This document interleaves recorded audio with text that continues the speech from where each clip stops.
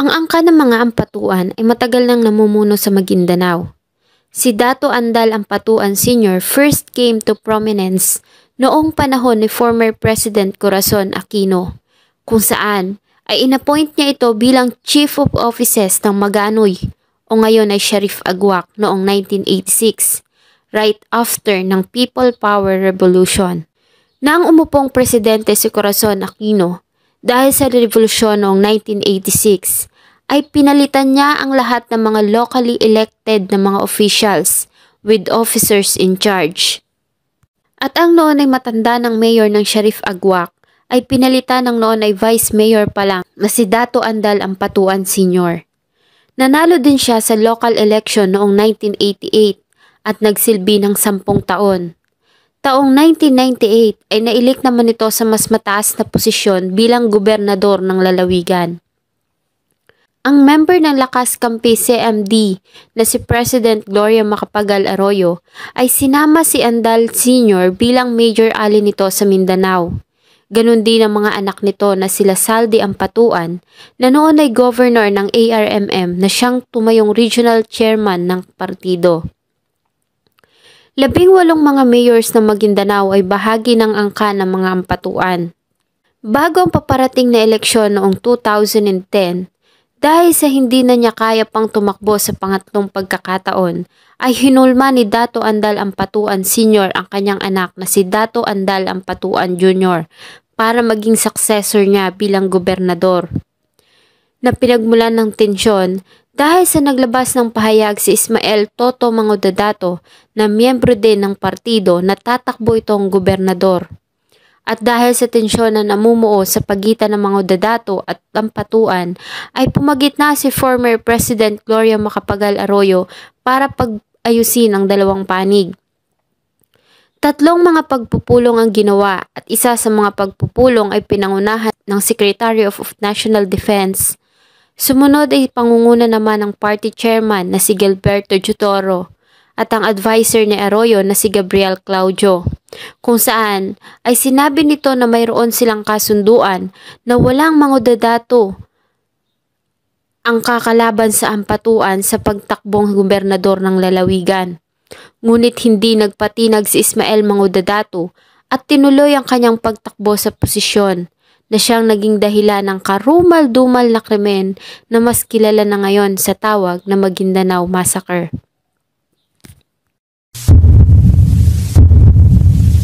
Bago ko po simulan ang ating story, sa mga bago po sa channel ko, please hit the subscribe button at pakipindot na rin po ang ating notification bell para ma-notify kayo sa mga bago nating upload na videos.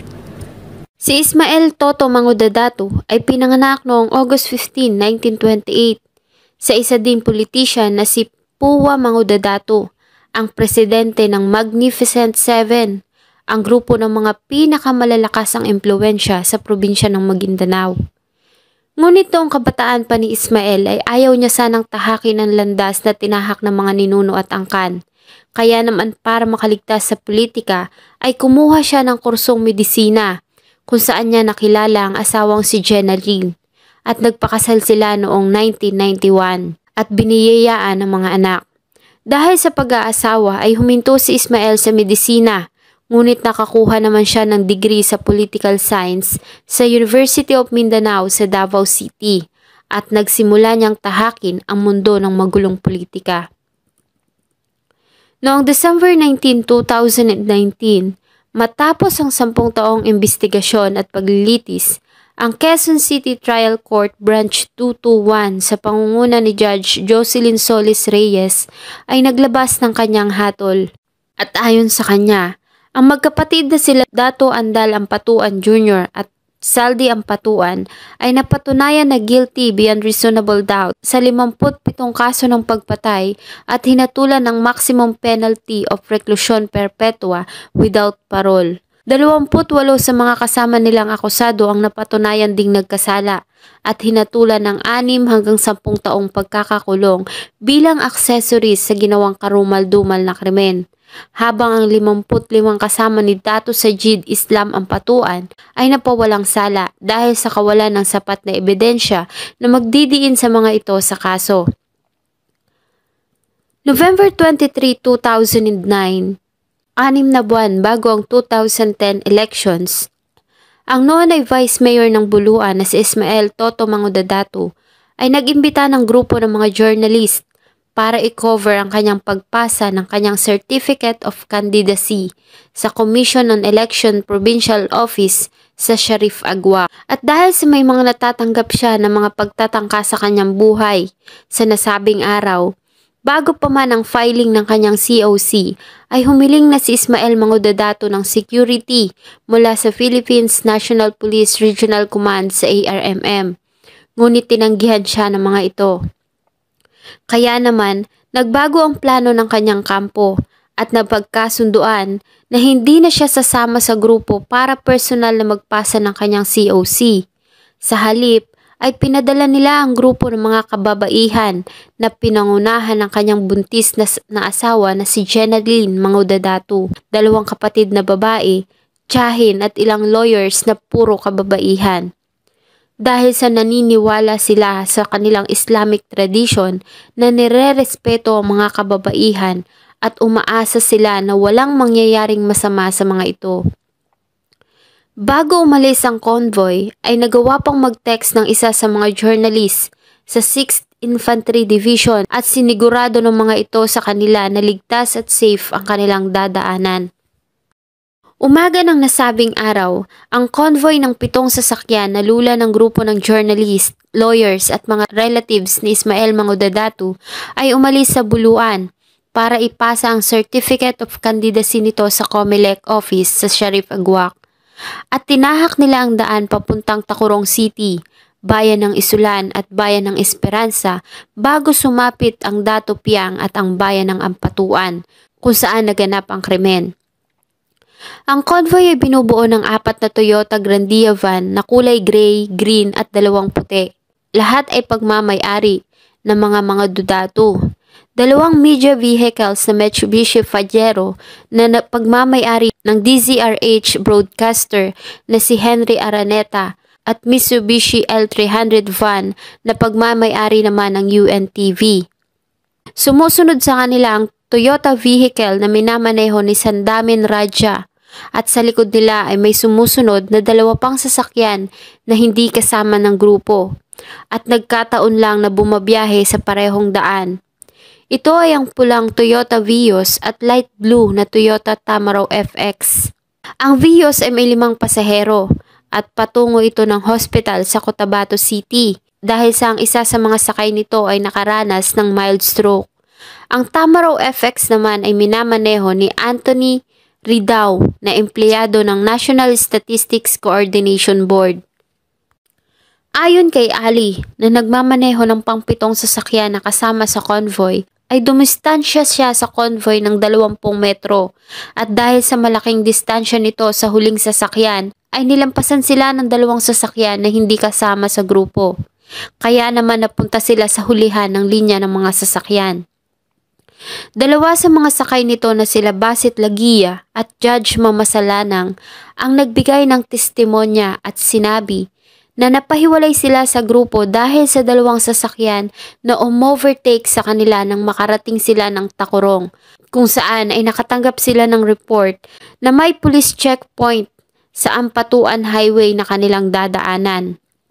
Nang ganap ng 10:00 ng umaga, ay huminto ang convoy sa checkpoint sa Sitio Malating sa Ampatuan na ilang kilometro na lamang ang layo sa kanilang destinasyon.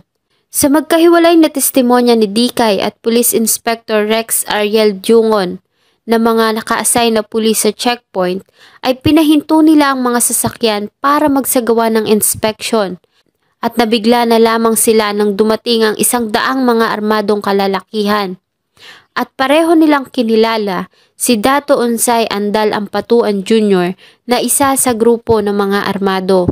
Ayon sa testimonya nila Ali, ang nagmamaneho ng pang-7 sasakyan, Lagia at Mamasalanang, nang pahintuin ang convoy ay lumabas sila ng sasakyan para umihi habang pinapakiramdaman ang nangyayari sa paligid.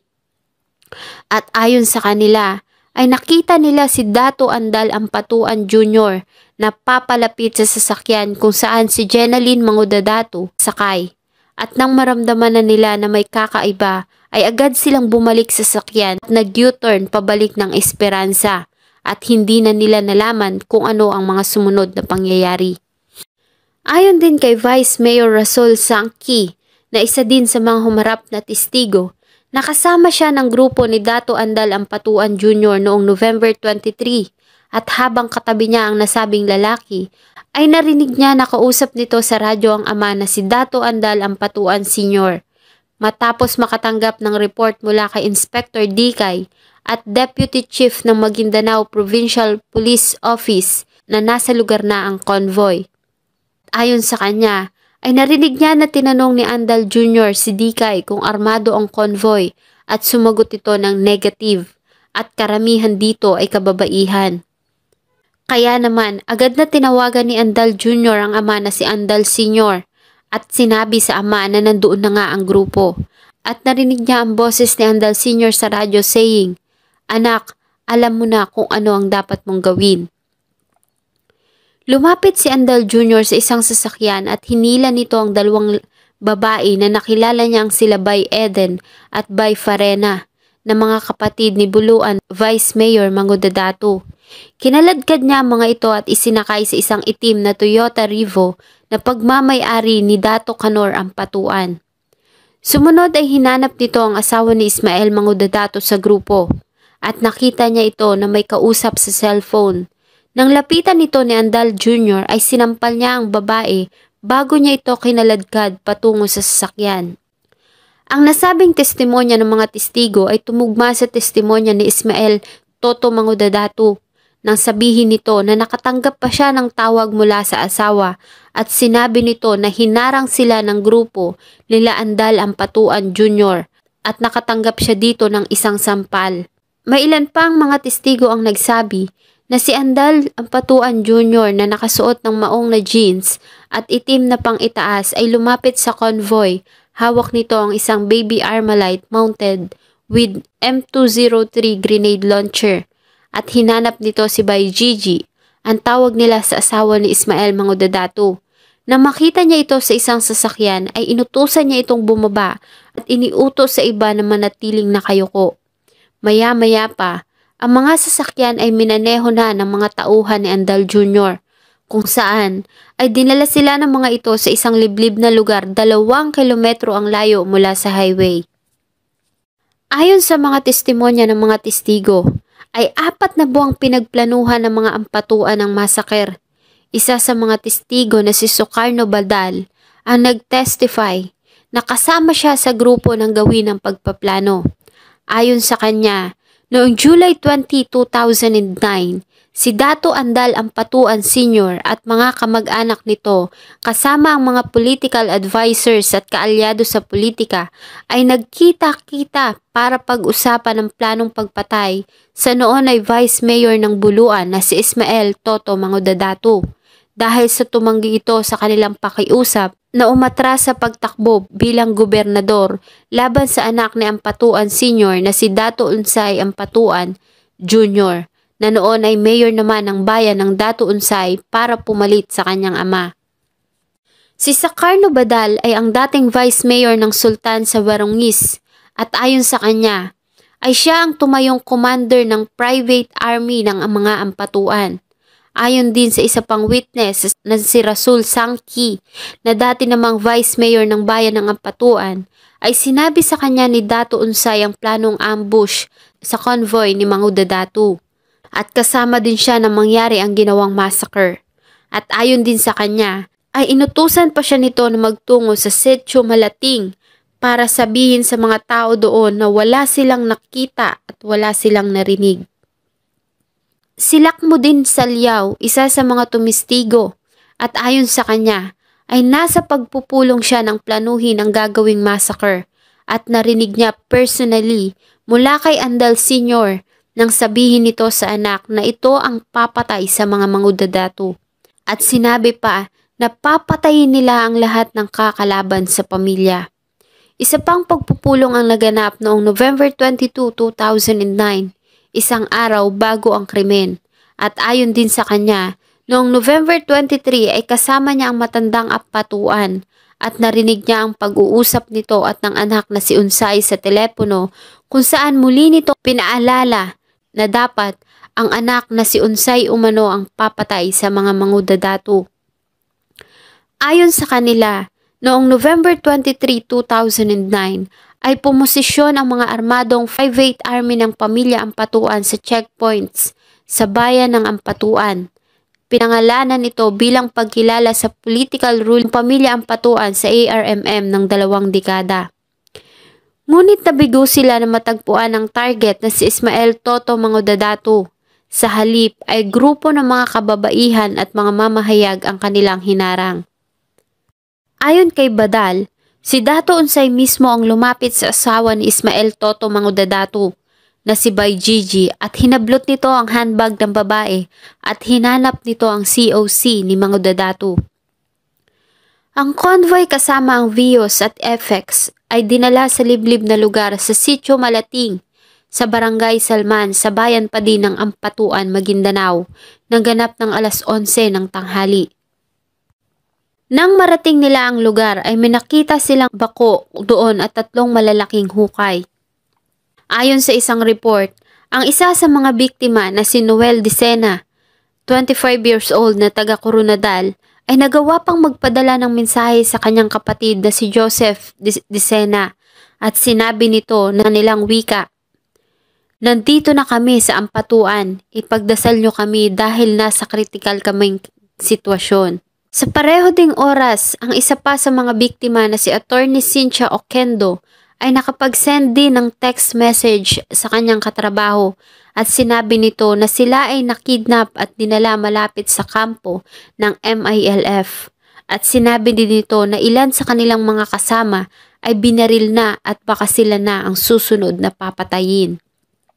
Nang makarating sa lugar, ayon sa ilang testigo, ay hiniwalay ang mga babae sa kalalakihan. Ang mga lalaki ay nagsimula ng magmakaawa para sa kanilang mga buhay dahil sa tila nararamdaman na nila kung ano ang mga susunod na mangyayari. At ilang sandali pa, si Andal Ampatuan Jr. gamit ang M16 with mounted M203 grenade launcher ay niratrat nito ang grupo ng mga kalalakihan. At nang maubusan ng bala, ang gamit na baril ay kinuha pa nito ang isang K3 na Korean-made machine gun at muling pinaulanan ng putok ang mga walang buhay ng mga biktima. Bago muli pa itong pinaulanan ng bala ng mga tauhan nito. Kinaladkad nila isa-isa at pinatayo sa harapan ni Dato Unsay, starting with Bay Gigi ang asawa ni Mangudadato at kanyang mga kapatid na babae. Ayon pa kay Badal, si Dato Unsay at ang mga tao nito ay pinaputukan ng mga bihag gamit ang kanilang mga baril. Isa pa sa mga tumistigo na si Ahmad Ismael Abubakar, isang magsasaka sa Sitio Malating at ayon sa kanya ay nakita niya ng barilin ni Dato Unsay ang isang babae sa bunganga. Isa pang residente na si Nuruddin Mauyag ang tumistigo at ayon sa kanya ay nakita niya ng hilahin ni Unsay ang isang babae at binaril ito sa pagitan ng mga hita. Ayon kay Badal, ang grupo ng mga journalist ang huling pinatay. Pinaulanan nito ng bala ng mga tao ni Unsay habang ang mga ito ay nasa loob pa ng kanilang sasakyan. Matapos noon, ay nagsimula ng mga ito na ilagay ang mga katawan at sasakyan ng mga biktima sa mga hukay gamit ang bako. At matapos ang ginawang krimen ay umalis na si Unsay at ang kanyang mga tao matapos makatanggap ng report na may mga parating na sundalo sa lugar. Sinabihan ni Unsay ang operator ng bako na tabunan ang mga bangkay at mga sasakyan ng mga biktima. Isa pa sa mga tumistigo na si Ismael Canapia at ayon sa kanya ay nakita niya si Dato Unsay na inuutusan ng operator ng bako na bilisan ang paglibing sa mga katawan. Si Canapia ay residente ng Masalay Village kung saan naganap ang krimen. Si Canapia ay isa sa mga sinampahan ng kaso bilang kasama sa krimen na naging star witness. Isang magsasaka na si Ahmad Abubakar Ismael ang tumistigo din laban sa mga ampatuan at sinabi nito na nakita niya ng pagbabarilin nila Dato Unsay at ng mga tao nito ang mga biktima. Ganon din ang ginawang pagtabo ng bako sa mga katawan. Ayon sa kanya noong November 23, 2009 ay nasa bukid siya at nag-aani ng mais nang dumating ang mga sasakyan. Maya-maya pa ay bumaba mula dito si Dato Unsay kasama ang Police Chief Inspector na si Dikay at mga armadong kalalakihan.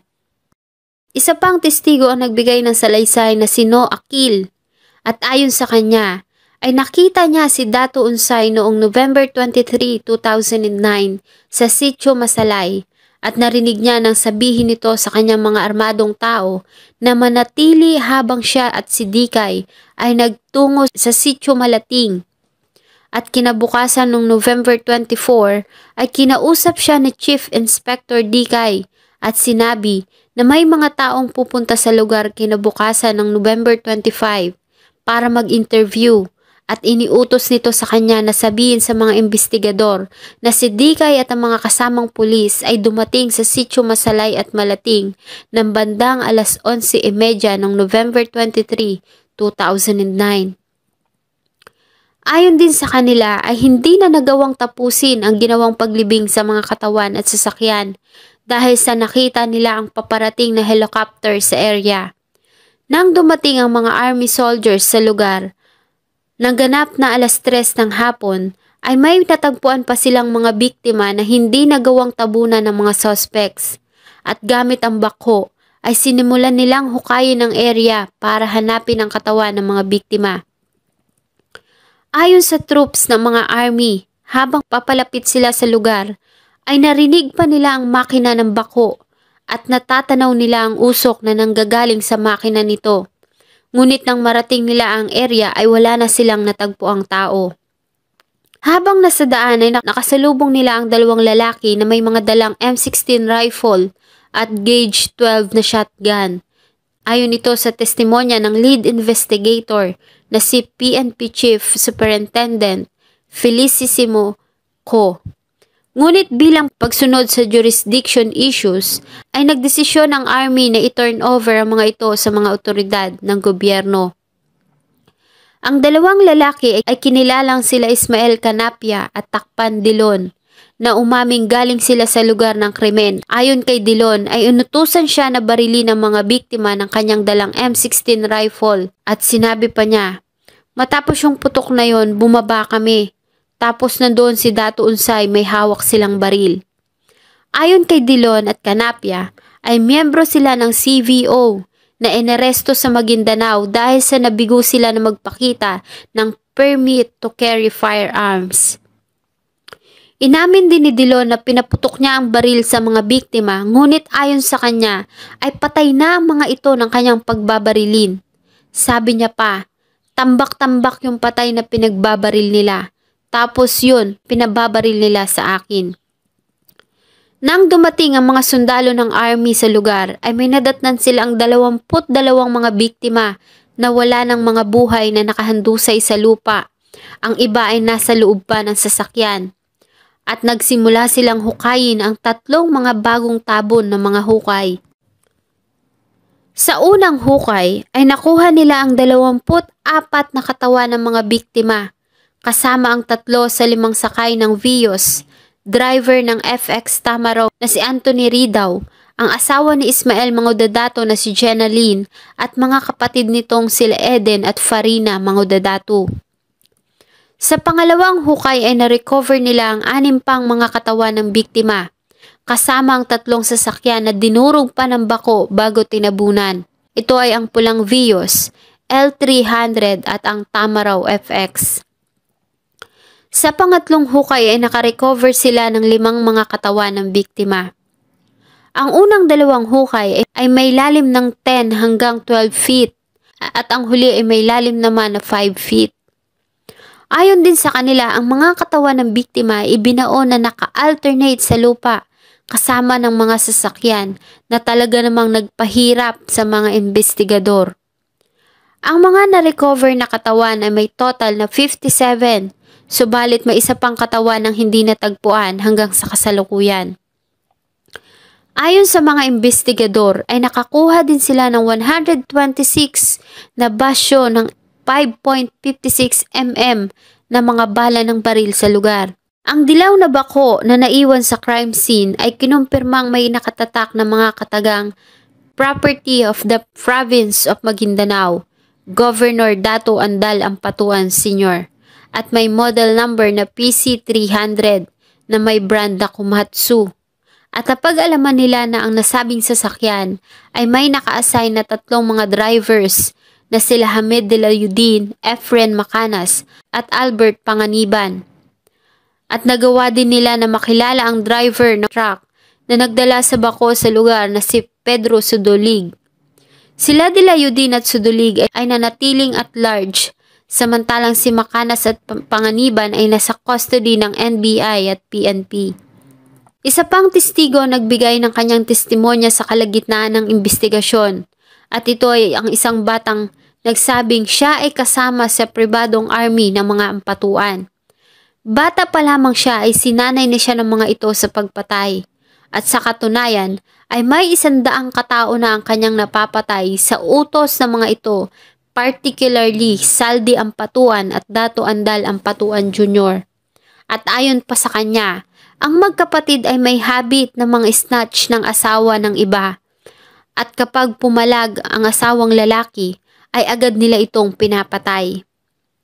Halos pinagbagsakan ng langit ang mga naulila ng mga biktima nang malaman ng kanilang sinapit.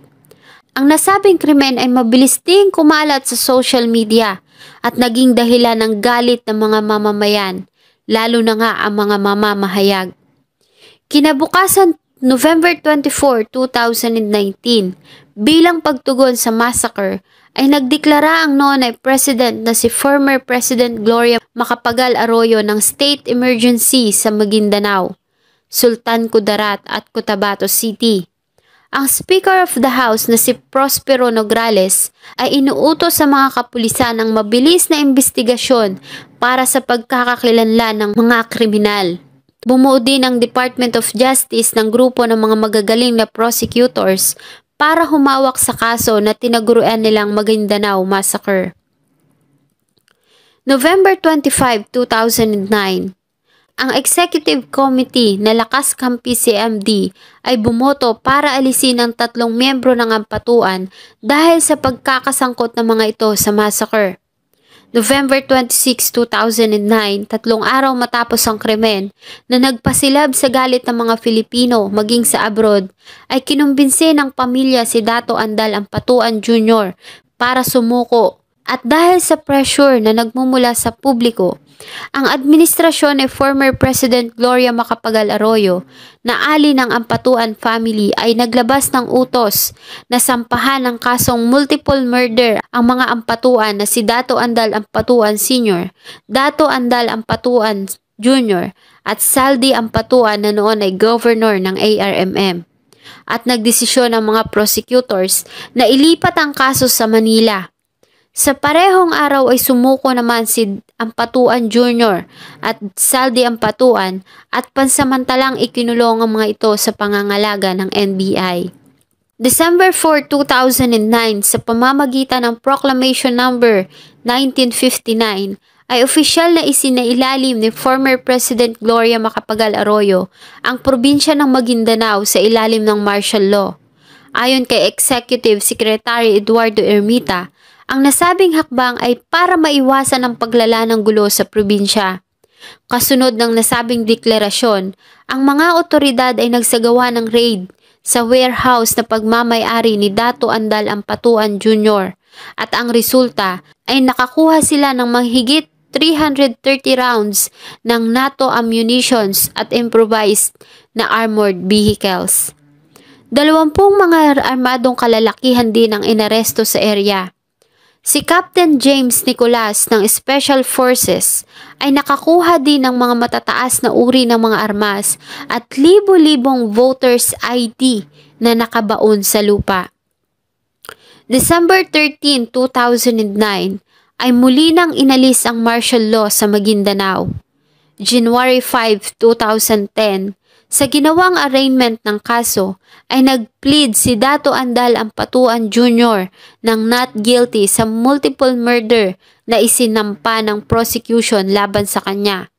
At ng sumunod na mga buwan ay naglabas ang hukuman ng utos para sa mass arrest ng halos 200 katao na may kinalaman sa krimen at sinampahan ng kasong multiple murder.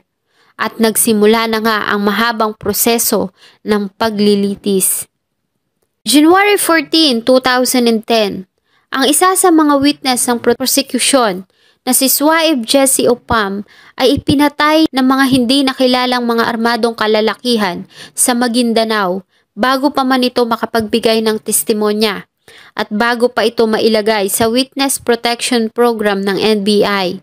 Si Suaib Jesse Opam ay umamin na isa siya sa miyembro ng private army ng mga ampatuan at kasama siya sa gumawa ng krimen. March 2012 ay inanunsyo naman ng private prosecutor na si Nina Santos na isa pang star witness ang pinatay at ito ay si Ismael Inog. Si Inog ay nakapagbigay ng kanyang salaysay sa hukuman kung saan ayon sa kanya ay may 36 na mga armadong kalalakihan ang hinatid niya sa crime scene nang mangyari ang krimen. August 2014, ang mga private prosecutors ay naglabas ng pahayag na may mga state prosecutor ang sumasabotahe sa kaso kapalit ng bribes o suhol na nagkakahalaga ng 300 million pesos. Kaya naman agad na naglabas ng official na statement ang Department of Justice. At ayon kay Undersecretary Francisco Baran III, na tinanggi ng mga prosecutors ang nasabing akusasyon. At ayon din kay Baran na buo ang tiwala at suporta ni Justice Secretary De Lima para sa mga ito. Samantala, ilan sa mga abogado ng depensa ang nag-withdraw sa kaso dahil umano sa conflict of interest at iba pang mga kadahilanan. August 13, 2014 ay nagtalaga ang korte ng mga public lawyer para i-represent ang mga akusado na naapektuhan ng pag-withdraw ng mga abogado. Kasama dito si Dato Andal Ampatuan Sr.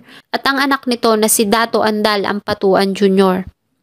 October 13, 2014 ay pinayagan ng hukuman na makapag-bail ang 16 na mga akusado na mga member ng kapulisan at sa 197 na mga akusado ay 80 pa lamang ang nahuhuli at ang iba ay nanatiling at large.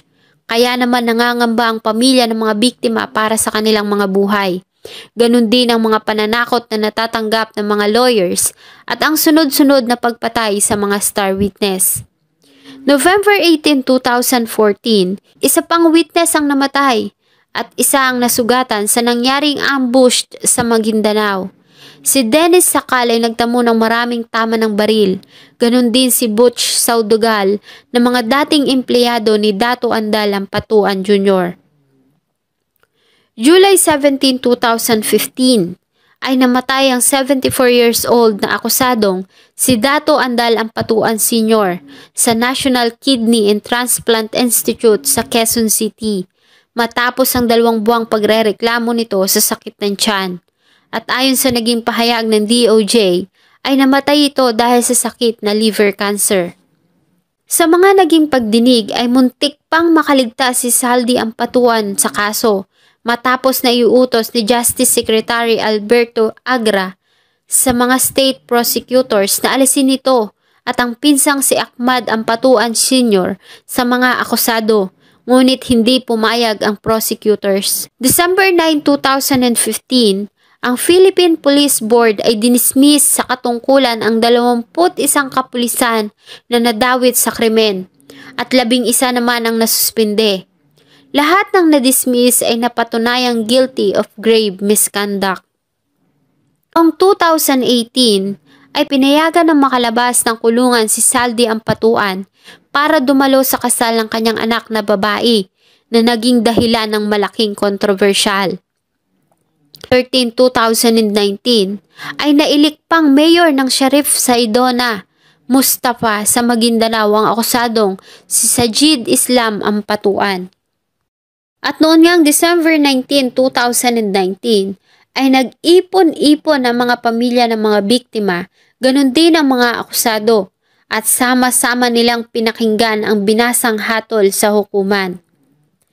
December 20, 2019, kinabukasan, sa isang report ni Lara Tan sa CNN Philippines ay sinabi nito na 3 sa mga biktima ng Maguindanao Massacre na sila Rahima Palawan, Leia Dalmasio at Cecil Lechoncito ang napatunayang ginahasa bago pinatay.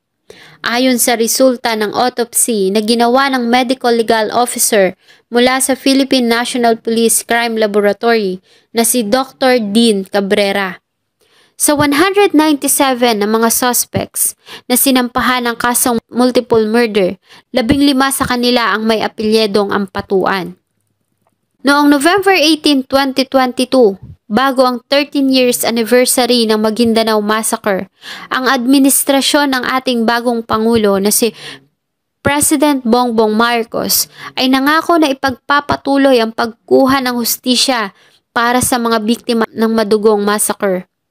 Sa isang forum na binuo ng Journalism Studies Associations of the Philippines at Philippines Press Institute ay sinabi ni Undersecretary Eugene Rodriguez ng Office of the Presidency na madami pa din sa mga suspects ang hindi nahuhuli at nananatiling at large. Ayon sa kanya, mula nang magbaba ng hatol ang Quezon City Regional Trial Court noong 2019 ay 8 pang mga akusado ang nahuli habang isa naman ang namatay sa shootout dahil sa ginawa nitong panlalaban sa mga staff at member ng kapulisan. At ayon din kay Rodriguez na maraming apela sa ginawang convictions ang nananatiling nakapending sa Court of Appeals. At nangako sila na patuloy nilang tututukan ang kaso at patuloy pa din ang paghahanap sa mga suspects na nagtatago sa batas para sila ay pagbayarin sa kanilang ginawang kasalanan.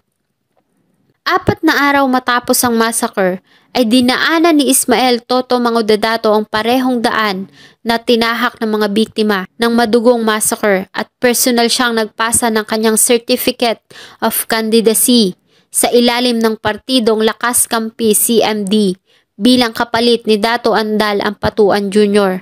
na siya sanang kanyang magiging katunggali. Nanalo siya noong 2010 election sa pagka-gobernador ng Maguindanao at nanilbihan ng 9 na taon. At sa kasalukuyan ay miyembro siya ng House of Representatives. Sa kanyang pagkapanalo ay marami pang naitalang trahedya ng shooting at ambush sa buhay ni Ismael Toto Mangudadato. Ngunit ayon naman sa iba na mga naniniwala pa din sa mga Ampatuan ay kagagawa niya itong lahat para maagaw ang posisyon na 2 dekadang iningatan ng mga Ampatuan sa Maguindanao. Ngunit ito ay mga sabi-sabi lamang at hindi napatunayan. Taon-taon ay bumabalik pa din sa lugar na pinangyarihan ng krimen ang mga naulila ng mga biktima para alalahanin pa din ang masakit na sinapit ng kanilang mga mahal sa buhay. Hanggang ngayon ay marami pa din tayong naririnig ng mga kwento ng mga karumal-dumal na pangyayari sa ating bansa na bunga ng maruming politika. Ang Maguindanao Massacre ay nakaukit na sa kasaysayan ng ating bansa at laging magpapaalala sa mga mamamayan kung gaano kagulo at kadumi ang politika. Sana po ay nagustuhan niyo ang malungkot na kwento na akin pong ibinahagi. Marami pong salamat sa inyo pong suporta at patuloy na pagtangkilik sa aking mga videos. Huwag niyo pong kalimutang mag-iwan ng inyong saloobin at suggestion tungkol sa kwentong ating tinalakay sa atin pong comment section. Thank you so much po and see you in my next video.